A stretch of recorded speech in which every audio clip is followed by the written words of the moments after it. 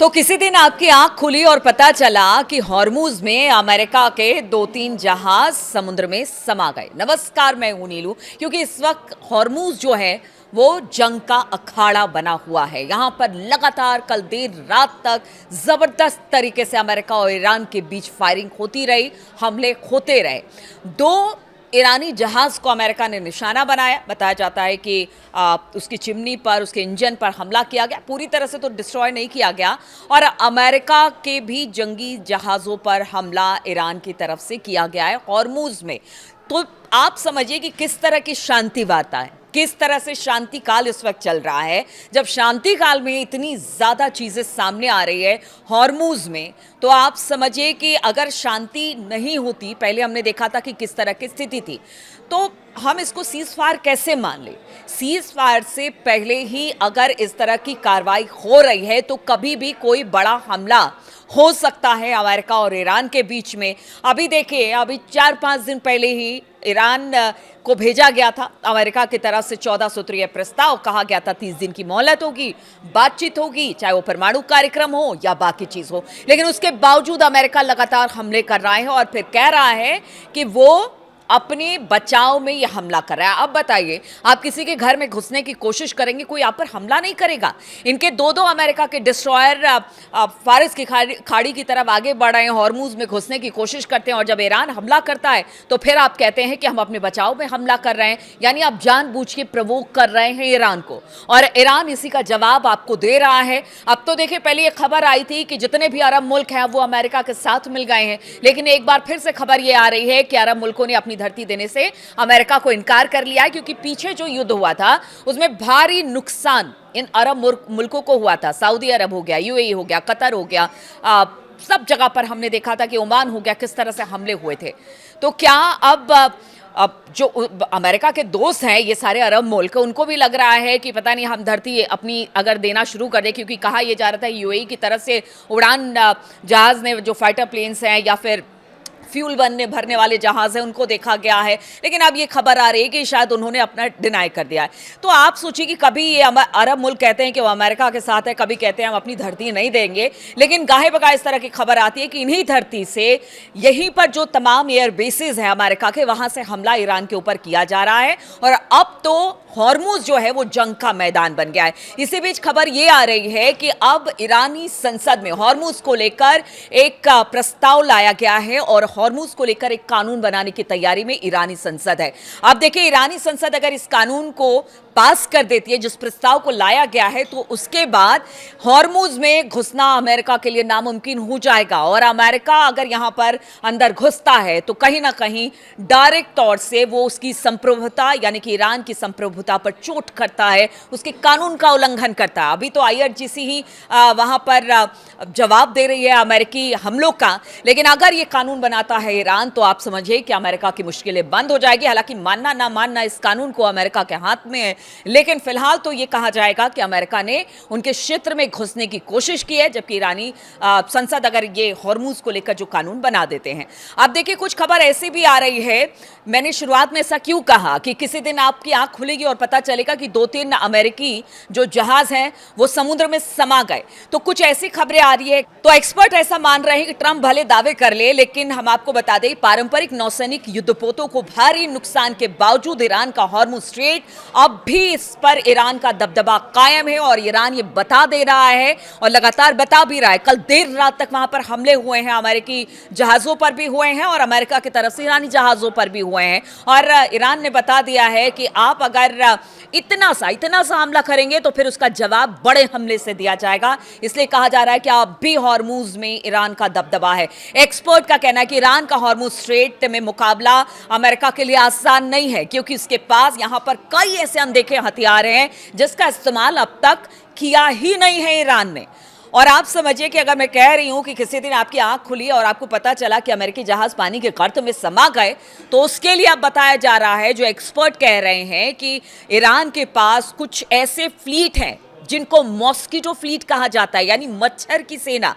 और ये जो मच्छर की सेना है, कहते हैं कि बड़े से बड़े जहाज को भी निस्ते नाबूद कर सकती है, पानी में डुबो सकती है, बड़ा नुकसान पहुंचा सकती है। ईरान की हॉर्मुज स्ट्रेट से गुजरने वाली व्यापारिक जहाजों को धमकाने की क्षमता, असल में ये जो जितने युद्ध के तरीके हैं ईरान के, वो कहीं ना कहीं बहुत ज्यादा इन बातों पर निर्भर करता है कि वो किस तरह से बड़े जहाजों को भी टारगेट कर सकते हैं।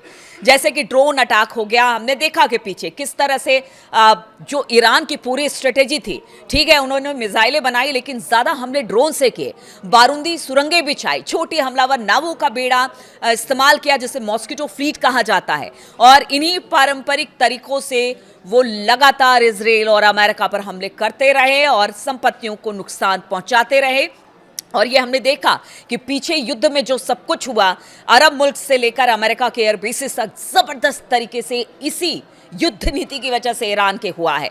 सीएनएन की माने तो मिलिट्री एनालिसिस ने ईरान के इन छोटे जहाजों को, जिसे मच्छर बेड़ा नाम दिया गया है क्योंकि अब लड़ाई हॉर्मुज में हो रही है, इसी इन मच्छर बेड़ों का इस्तेमाल किया जा रहा है। और ये किस तरह से ईरान को एज दिलाएंगी, ईरान को आगे बढ़ाएंगी, वो आपको बताते हैं। तो इस्लामिक रिवोल्यूशनरी गार्ड यानी IRGC के ये जो छोटे जहाज हैं, वो अमेरिकी सेना के लिए बहुत बड़ी रणनीतिक चुनौती पेश कर रहे हैं और आगे भी कहा जा रहा है कि पेश करने वाले हैं। सबसे अहम बात, इन नावों पर तैनात मिसाइलें, बंदूकें और दूसरे हथियार होते हैं जो कि बड़ी तेजी के साथ जाते हैं और किसी नाव से टकराते हैं और उसको भारी नुकसान पहुंचाते हैं। मॉस्किटो फ्लीट की बात की जाए तो असल में पानी पर लड़ी जाने वाली गोरिल्ला लड़ाई है। और देखिए, इसके लिए ईरान जाना जाता है। जिस तरह से उसने स्ट्रेटेजी बनाई और भारी नुकसान अमेरिका को पहुंचाया, उसमें ये जो मॉस्किटो फ्लीट है वो भी अब बड़ा योगदान इस पूरे हॉर्मुज स्ट्रेट में देने वाला है और इसे गुरिल्ला युद्ध से जोड़ा जा रहा है। हॉर्मुज स्ट्रेट के आसपास ईरान के द्वीप जो हैं, कहा यह जाता है कि यहाँ जो गुफाएं बनी हुई है या जो पहाड़ी जो छोटे छोटे दरार हैं, उसमें इस फ्लीट को छुपा कर रखा जाता है और जब कभी भी जरूरत होती है इनको पानी में उतार दिया जाता है। स्ट्रेट ऑफ हॉर्मुज के ये सक्रिय रास्ते से गुजरने वाले जहाज शक्तिशाली होते हैं, कितने भी शक्तिशाली युद्धपोत क्यों ना हो, उनको जबरदस्त तरीके से नुकसान पहुंचाते हैं और वहां पर ये बड़े जहाज अपने आप को बेबस पाते हैं। मॉस्किटो फ्लीट एक छोटा, तेज, फुर्तीला नावों का बेड़ा है जिसे कहीं भी इस्तेमाल किया जा सकता है पानी में। इसकी आवाजाही में रुकावट डालने या फिर जो वहां पर जहाज हैं उनको नुकसान पहुंचाने के लिए ही इसे खास तौर पर डिजाइन किया गया है। ये फ्लीट समुद्र में एक कह लीजिए कि छापामार बल की तरह काम करती है। ये पारंपरिक तरीके से लड़ने के बजाय मारो और भागो की रणनीति पर पूरी तरह से डिपेंड करती है। मॉस्किटो फ्लीट की नावों में गार्ड जो होते हैं वो नौसेना मिसाइलों और ड्रोनों को छिपी जगहों से लॉन्च कर सकते हैं, यानी जो छोटे छोटे समुद्र के किनारे जो गुफाएं हैं या दरारें हैं वहां से भी इसको लॉन्च किया जा सकता है। सैटेलाइट तस्वीरों में ये दिखाई भी नहीं देता, इसे पकड़ना बड़ा मुश्किल है। इन्हें पथरीली समुद्री तटों पर खोदी गई गहरी गुफाओं के अंदर बने घाटों पर बांधकर रखा जा सकता है और अगर जरूरत पड़ी तो तुरंत इसे पानी में उतार दिया जाता है। अब देखिए किस तरह से अब अमेरिकी जो जहाजें हैं उनके लिए एक बड़ा सिरदर्द बनी हुई है और दूसरी तरफ खबर ये आ रही है कि ईरान लगातार चुनौती अमेरिका को दे रहा है और अमेरिका जो है वो बातचीत बार बार हम देखते हैं कि बातचीत की पेशकश करता है लेकिन जबरदस्त तरीके से हमले करता है। अब कोई भी बड़ा हमला हो सकता है लेकिन अभी जो स्थिति है बेहद खतरनाक है और इस खतरनाक स्थिति को देखते हुए कहा यह जा रहा है कि अगर ये कानून ईरान सरकार लेकर आ जाती है हॉर्मुज को लेकर तो फिर अमेरिका के लिए बड़ा मुश्किल होने वाला है। लेकिन ये मान के चलिए कि ईरान तो यहां से गिव अप करने वाला नहीं है। ईरान ने कई ऐसे हथियार, एक्सपर्ट भी इसको बता रहे हैं कि अगर ईरान हॉर्मुज में वो अपने आप बता रहा है कि हमारी जगह है, आप इसमें घुसेंगे तो हम मारेंगे, यानी उसके पास कुछ ऐसे इंतजाम जरूर हैं जिससे कि वो अमेरिका को बड़ी भारी चुनौती दे सकता है। और इस बीच एक और खबर आई है कि कल देर रात तक जो झड़प अमेरिका और ईरान में हुई उसमें एक भारत का जहाज भी को नुकसान पहुंचा है जिसमें एक व्यक्ति की मौत हो गई है, 17 लोगों का तो रेस्क्यू कर लिया गया। तो आप समझिए कि इस वक्त बहुत सारे जहाज हैं जो ईरान की भी है, जो नाकेबंदी की वजह से अमेरिका ने रोक रखी है। अब ईरान के सामने भी एक ही कह लीजिए विकल्प बचा है कि या तो आप मारेंगे, वहां से नाकेबंदी हटाएंगे, या तो फिर बातचीत का रास्ता अख्तियार करेंगे। लेकिन बातचीत के रास्ते पर ट्रंप है कि चलने का नाम नहीं लेते, बातचीत करने की बात करते हैं लेकिन हमले ईरान पर लगातार हॉर्मुज में हो रहे हैं और कभी भी कोई बड़ा हमला हो सकता है और धीरे धीरे जो सीज फायर है वो लगता तो ऐसा ही है कि वो टूटने के कगार पर पहुंच चुका है, क्योंकि हमले लगातार ईरान अमेरिका पर और अमेरिका ईरान पर कर रहा है। तो तमाम अपडेट्स लेकर आपके पास आते रहेंगे। फिलहाल बहुत बहुत शुक्रिया मेरे साथ इस वीडियो में शामिल होने के लिए।